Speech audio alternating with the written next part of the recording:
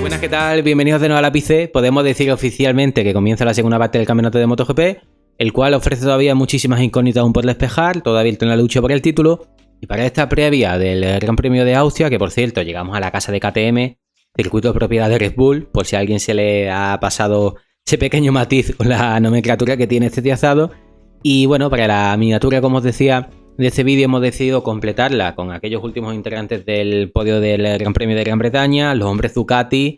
Un podio que estuvo comandado por Enea Bastianini, quien tuvo un fin de semana espectacular, consiguiendo ese pleno de puntos y que con esas dos victorias pudo superar en el campeonato a Marc Márquez, situándose en la tercera plaza y a 49 puntos de distancia del líder. Por lo tanto, hasta que alguien demuestre lo contrario, el italiano se convierte en un nuevo invitado en esa lucha por el título y veremos, siempre y cuando, obviamente, sea capaz de mantener esa inercia que tienen los hombres más rápidos y con mejores prestaciones, que no pueden ser otros que Jorge Martín y Pecco Bagnaia, y que Enea Bastianini también sea capaz, para luchar por el título hasta el final, de mantener esa clave que tuvo en el último fin de semana, que no puede ser otra que ese nivel de explosividad a una sola vuelta en clasificación y el situarse bien en esas primeras vueltas de carrera que le permita luego para la segunda parte y el último tercio de carrera tener esa mayor ventaja posible para aprovecharse de esa gestión que hace tan espectacular el italiano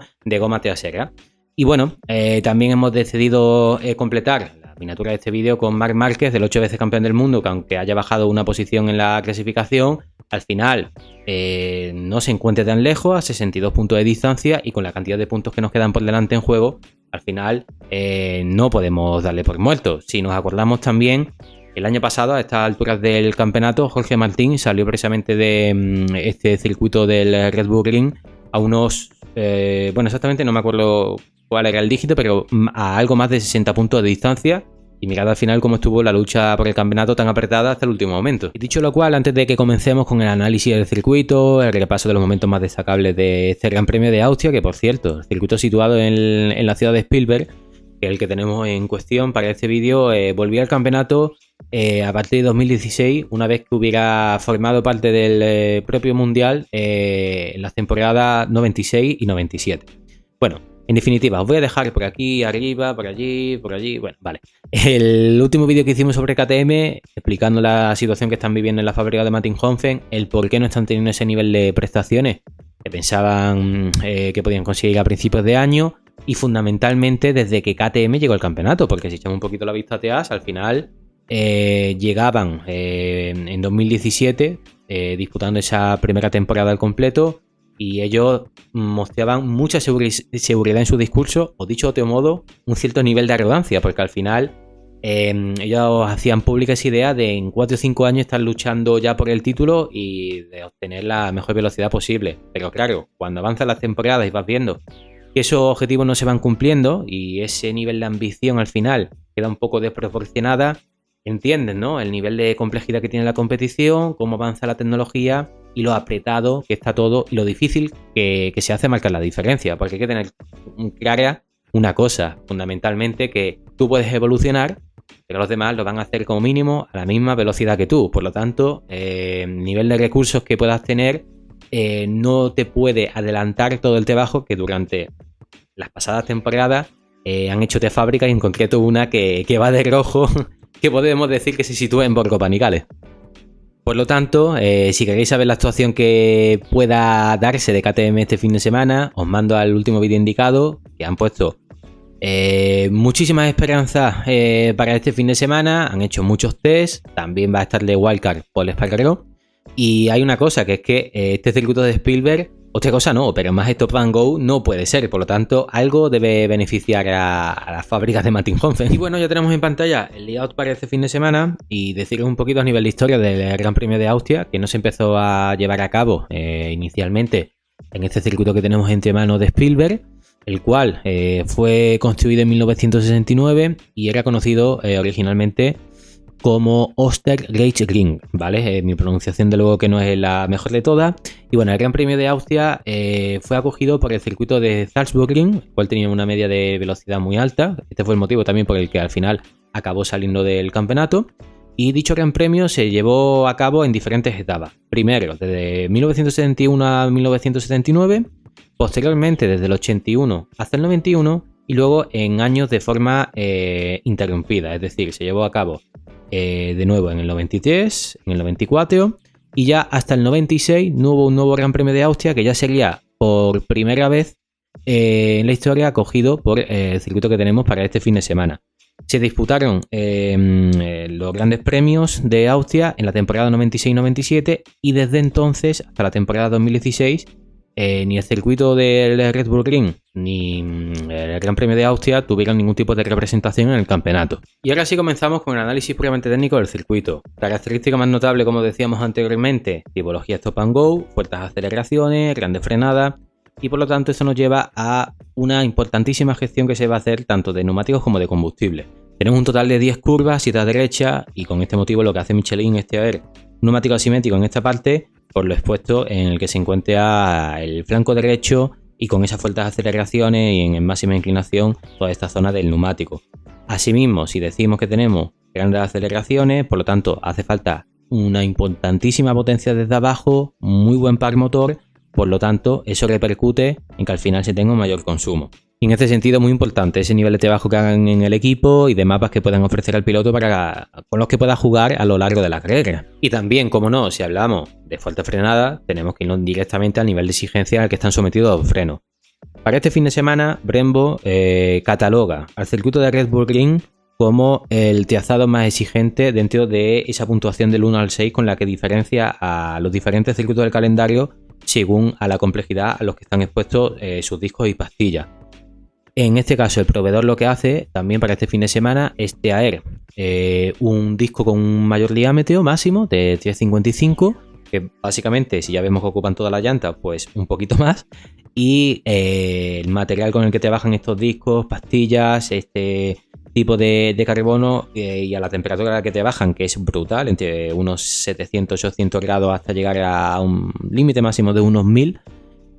Prácticamente proporcionan al piloto tener un mayor nivel de efectividad, de mordida y de potencia de frenada. Y si seguimos en este apartado, el proveedor de frenos establece que en las frenadas antes de llegar a la primera curva es el punto donde mayor nivel de exigencia tienen los frenos, donde mayor fuerza se aplica, mayor potencia se obtiene, aunque la frenada más fuerte, la más larga de todo el trazado que se establece por parte de Brembo es antes de llegar a la cuarta curva, la cual se produce a lo largo de unos 211 metros durante 4,1 segundos y con una desaceleración máxima de 1,5 G. Un punto muy complicado de gestionar porque se producen bajadas, llega a una velocidad máxima de 305 y además una tónica habitual que se produce a lo largo de una vuelta en este trazado básicamente son los stoppies, es decir, ese bloqueo del tren trasero que vienen producidos por los ajustes que se hagan con los mapas de freno motor. Al final, las fuertes desaceleraciones que se producen en el momento de la frenada hace que se tengan unas inercias muy importantes de controlar y como se producen en situaciones con desniveles, ya sean en subida, ya sean en bajada, y con esas descargas de peso totalmente hacia el tren delantero de la moto, por lo tanto se producen esos movimientos tan llamativos. Y ahora bien, una vez que hemos hablado sobre los diferentes apartados referentes a neumáticos, combustible y freno, podemos incidir en aquellos datos del circuito referentes a la anchura, 12 más 1 metro, por lo tanto tenemos un circuito en diferentes puntos se hace complicado el poder adelantar. Es verdad que hay zonas como por ejemplo viene siendo la frenada de la 1, la frenada de antes de llegar a la tercera curva o a la 4 o la de la 9 por ejemplo que se produce en bajada, que siempre invitan a que al final el piloto pueda ponerse en paralelo, dejar correr la moto y buscar el interior, aunque tenemos otros puntos donde por ese poco nivel de anchura es muy posible que se puedan cruzar las líneas y que dos pilotos no puedan entrar en el mismo punto. Y nos vamos a la chicane de la curva 2 que se introdujo en 2022 y ahora veremos más adelante los motivos y demás. Básicamente hay una opción en la sprint del año pasado en la cual al final el piloto que coge el interior se tiene que asegurar que tiene bastante ventaja porque si el piloto que va por el exterior intenta mantener la trazada se produce el contacto. Bueno, esto lo veremos más adelante que os he preparado unas cuantas imágenes. En cuanto a longitud, tenemos el quinto trazado más corto de todo el calendario con esos 4,35 km y una velocidad media de 166,8 km por hora que lo sitúa como el sexto trazado con mayor velocidad media del campeonato. Anteriormente, antes del 2022, este era el trazado que mayor velocidad media tenía pero como se introdujo esa chicane, esa curva 2, entre la zona de, obviamente, de la primera curva y la tercera, pues básicamente se podía pasar mucho más tiempo con gas a fondo. Y también, si nos fijamos en esta imagen que os estamos poniendo en pantalla, dedica un apartado a nivel de las alturas que tiene este circuito. Primero, tenemos una primera parte de la pista con un nivel máximo del 12%. Si nos fijamos, la frenada hacia la primera curva, con una importantísima subida. También ese ascenso que se produce hacia la llegada a la tercera curva. Y luego ya tenemos la segunda parte del circuito con descensos de hasta el 9,3%. Además, entre el punto más alto y más bajo del circuito hay una diferencia de 65 metros. Por lo tanto, este es un circuito que aprovecha muy bien todo el relieve, toda la zona donde se ubica, que además tiene la mayor altitud, hace que este circuito sea el que mayor altitud tiene todo el año, con unos 677 metros por encima del nivel del mar. Así que en definitiva podemos decir del Red Bull Ring que tenemos una primera parte muy stop and go, unas aceleraciones muy fuertes desde abajo. Lo único que podemos decir que se salva es esa zona intermedia con esa chicane, que por cierto, entre la llegada hacia la segunda curva, vemos esas imágenes donde al salir de la 1 los pilotos se van peleando con el tren delantero, porque al final tenemos hoy en día con estas MotoGP la regulación electrónica que llevan, que ya empiezan a aplicar toda la máxima potencia desde las marchas más bajas, desde primera a segunda, y al final el wheelie tiene que trabajar muy bien y sobre todo cómo posiciones tu cuerpo encima de la moto. Además, a esto le sumamos que en la primera curva se sitúa la zona de la long lap, que ahora también la veremos más adelante porque el año pasado le tocó hacerla a Jorge Martín con un fin de semana un poco movido el que tuvo.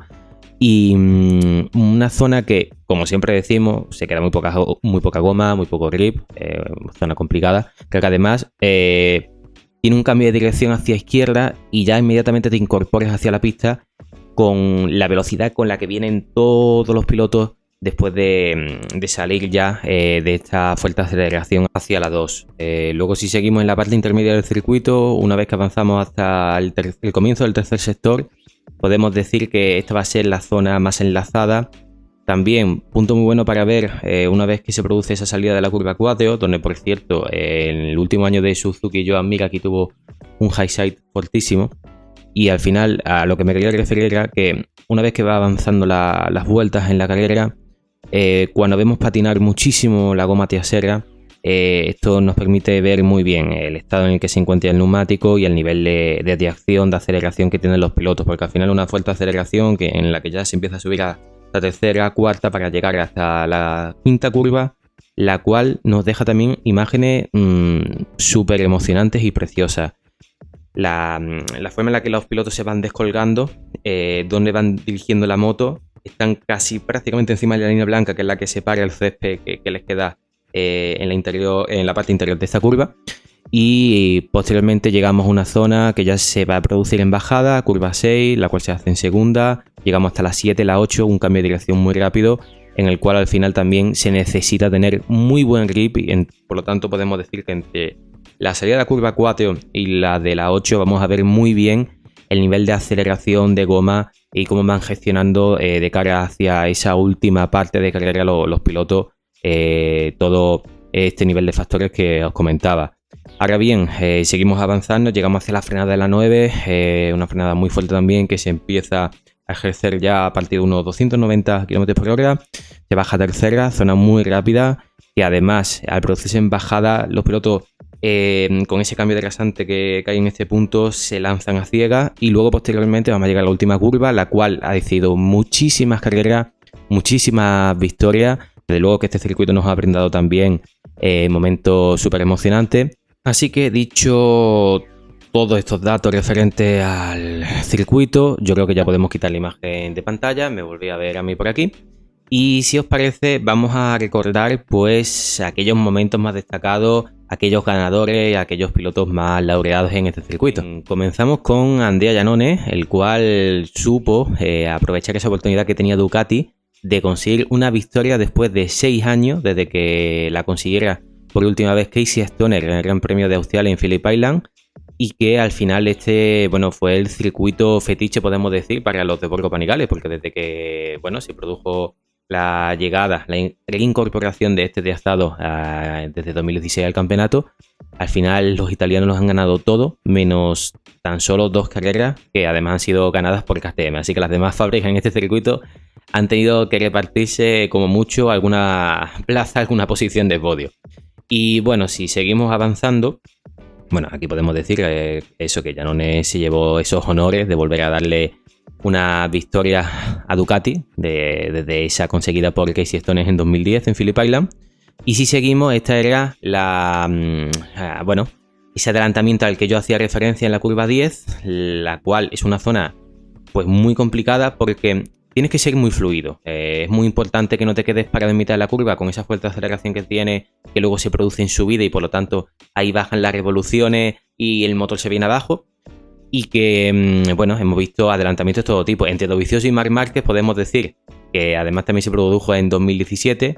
Marc en esa ocasión iba por el interior, se fue más largo y Dovi aprovechó ya para cogerle el interior y tener una mejor aceleración hasta la línea de meta. Por cierto, el piloto italiano es el que más victoria acumula en este circuito con un total de 10. Por lo tanto, eso de momento no se le va a quitar a nadie a Andrea Dovizioso, salvo que este año vuelva a ganar Pecco Bagnaia, el cual es un piloto que aquí va siempre muy rápido. El año pasado hizo su mejor fin de semana del año para mí, porque, bueno, es que hizo, aparte de un pleno de puntos, consiguió la pole y, bueno, fue capaz de imprimir un ritmo que prácticamente solo pudo seguir en las primeras vueltas, primera parte de la carrera, a lo sumo Brad Binder, y que a medida que ya llegaron hasta el final de la carrera, la distancia con respecto a sus perseguidores era de más de 6 segundos.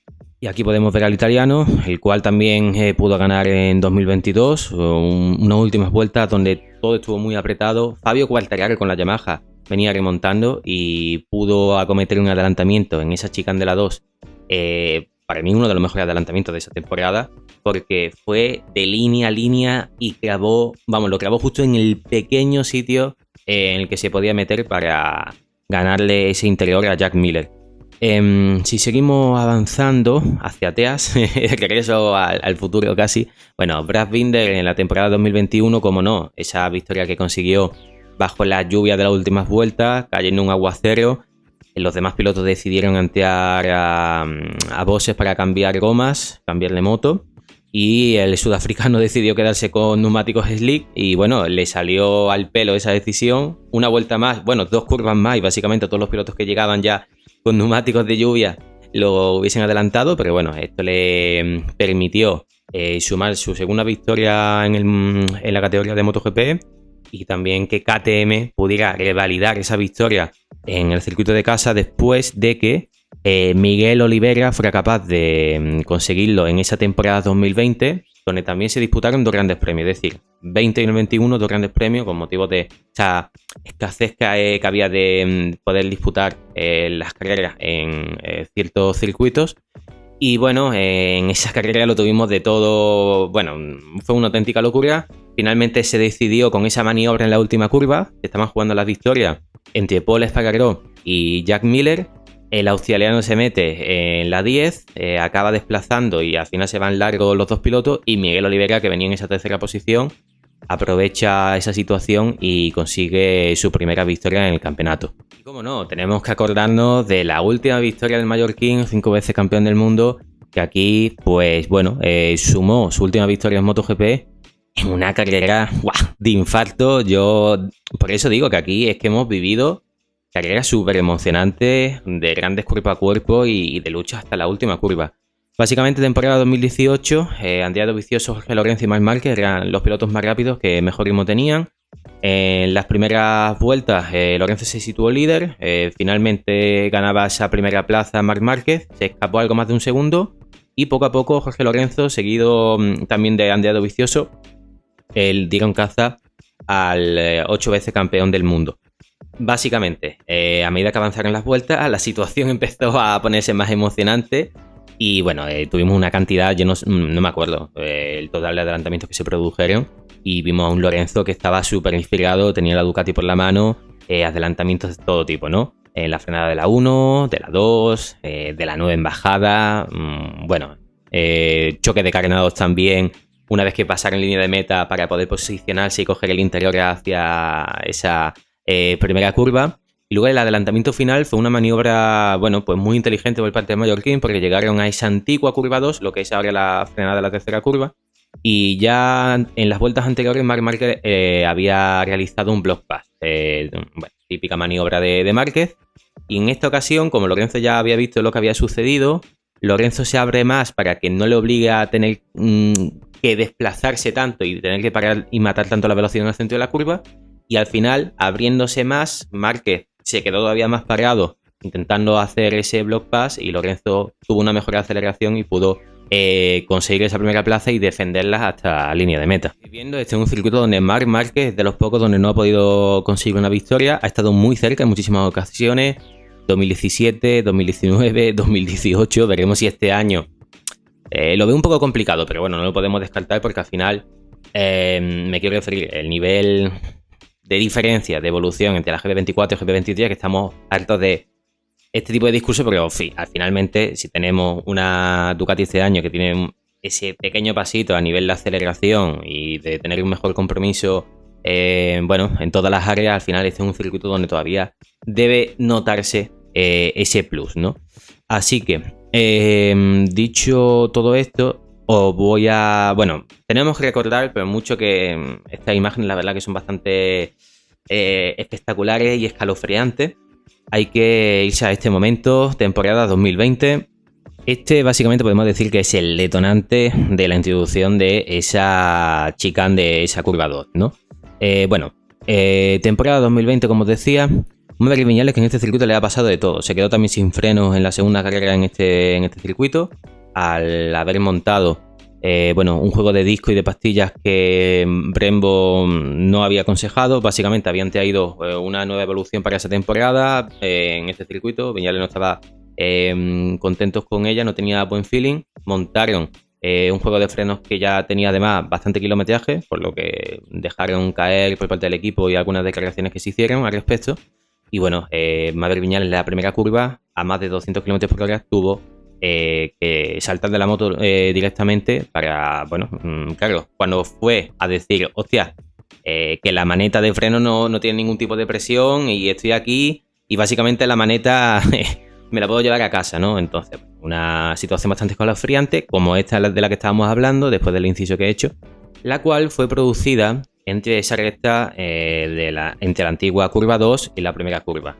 Muy larga, que además no es una recta como tal, porque va virando de derecha a izquierda, y si veis esa moto de Morbidelli que va a pasar entre el pequeño espacio, y esto fue un auténtico milagro de Valentino Rossi y Maverick Viñales, básicamente Zarco, que venía con su Ducati enchufado con Franco Morbidelli, se comió toda la aspiración y lo absorbió básicamente la moto de Morbidelli, una acción la verdad que no muy inteligente por parte del francés, que provocó que ambos pilotos se fueran al suelo y que la moto de Morbidelli fuera lanzada y que llegase hasta esa antigua curva 2. Si vemos la siguiente imagen, que es muy expectante, no sé, escalofriante, pelos de punta, como queráis calificarla, Maverick Viñales con las manos en el casco, intentando protegerse como pudiera, ¿no? Esos actos reflejos del momento de pura supervivencia, vaya. Y para que lo veáis mejor, os voy a poner la siguiente imagen. Mirad. Esta era la configuración del circuito, ¿veis? Al fondo tenemos esa salida de la curva 1. Y aquí vemos como los pilotos que salen a la imagen llegan hacia esa frenada de la antigua curva 2. Y por lo tanto teníamos básicamente derecha, izquierda, y toda esa zona una fuerte aceleración, donde al final se pasaba mucho tiempo con el gas a fondo. El cambio introducido a partir de 2022 y que hizo que esos tiempos por vuelta se vieran reducidos, más lento, en torno a unos 6 segundos aproximadamente, con esta variante, esta chicane, que se divide en la parte A y B. En vez de contarlas como dos curvas diferentes, esa es la nomenclatura que hace el campeonato de esta variante. Y bien, seguimos a lo último que os tenía preparado, que era el fin de semana tan movido que tuvo Jorge Martín el año pasado. Hay que decir, aquí el piloto madrileño fue capaz de conseguir su primera victoria en MotoGP, temporada 2021, una temporada en la cual bastante complicada por cómo empezó. Cierto es que consiguió la pole en su segundo Gran Premio y también esa posición de podio. Y luego, cuando llegaron al circuito de Portimao, tuvo esa lesión tan complicada. Si no mal recuerdo, en la curva 9, bueno, llegó a tener unas fuerzas G, creo que casi hasta de 25, todo tipo de contusiones, lesiones, estuvo a punto de retirarse. Y fue capaz de volver esa temporada y luego en el octavo Gran Premio que disputaba ese año sumó esa pole y victoria en este circuito, un tiazado además que creo que se adapta a la mil maravillas a ese estilo de pilotaje, de básicamente llegar con mucha velocidad a la curva, atacar el vértice, fuertes aceleraciones, levantar muy bien la moto, ser muy incisivo en los cambios de dirección que pueda haber en esa parte a lo mejor, como decíamos, del comienzo del tercer sector más enlazada de este tiazado, por lo tanto uno de los grandes pilotos a seguir este fin de semana. ¿Qué pasó el año pasado? Vamos a avanzar en el fin de semana tan complicado que tuvo. Primero, a ver, Jorge Martín no había tenido la mejor sesión de clasificación posible, ya que, bueno, en las últimas vueltas de esa Q2 le pillaron una consecución de diferentes banderas amarillas que le hacían salir, si no mal recuerdo, desde la tercera fila de parrilla, desde la séptima posición. Aquí no vais a ver muy bien la imagen, pero la posición de Martín, básicamente, esta imagen hace referencia a la salida de la sprint del sábado. Martín iba muy pegado al interior hacia esa llegada a la curva 1 y por eso también quería sacar esta diferente consecución de diapositivas, de imágenes, como queréis llamarla, prácticamente. ¿Por qué? Frenar la curva 1 se hace un embudo, además es que es muy complicado de gestionar. Todos los pilotos quieren, obviamente, conseguir la mejor posición y tener ventaja a la hora de tener una buena aceleración hacia la chicane de la curva 2 y al final no caben todos. Por lo tanto, hay pilotos que deben ceder y que tampoco puedes tener o ejercer una maniobra en la cual se dedica a recortar muchísimos metros y a tener una posición demasiado pegada en curva que luego no te permita hacer pues, el giro natural que te requiere, porque tener una horquilla muy cerrada y por lo tanto se van a cruzar las líneas, básicamente. Y seguimos avanzando en estas imágenes, ¿vale? Jorge Martín es la moto que va detrás de Luca Marini. Veis, primera posición, Pecco Bagnaia, segundo Brad Binder, tercero Jack Miller, esas dos KTM. Luego tenemos una Muni del VR47 del año pasado y vemos a un Jorge Martín que, si seguimos avanzando, básicamente toca en la parte izquierda, el exterior, a su posición, a Fabio Quartararo, que toca a su vez a Maverick Viñales y forma una auténtica melee. Mirad, aquí lo vamos a ver mucho mejor. Si os fijáis, vemos a Morbidelli, que justo en este punto que va detrás de Martín, un poco más retrasado, todavía lleva una posición más interior, pero ahora vais a seguir viendo. Vale, ¿qué sucede? Obviamente Morbidelli entiende que tiene que pegarse más hacia afuera, porque si no, no puede girar en esta horquilla tan cerrada como os decía. Y veis a Martín que a su izquierda tiene a Fabio Quartararo, contacta con él y ya, esto desencadena toda esa consecución de contactos, caídas. Mirad, aquí Martín, ¿no? Vemos ese casco rojo a su derecha. Bueno, sería a su izquierda, pero desde la posición en la que estamos viendo la imagen es a la derecha. ¿Vale? Y contacta con él. Básicamente, esa relación que desencadenó en la long lap que recibió Jorge Martín para el fin de semana y en la misma sprint, por eso digo que fue muy movido el fin de semana para Jorge, llegamos hacia esa variante, esa chicane de la curva 2 que os decía antes. Porque, cuidado, atención, porque aquí vemos cómo Martín gana el interior, sin más, una acción bastante limpia, pero veis cómo ahora, si avanzamos en estas imágenes, Luca Marini intenta aguantar la posición por el exterior, aunque ya tenga ese interior ganado Martín.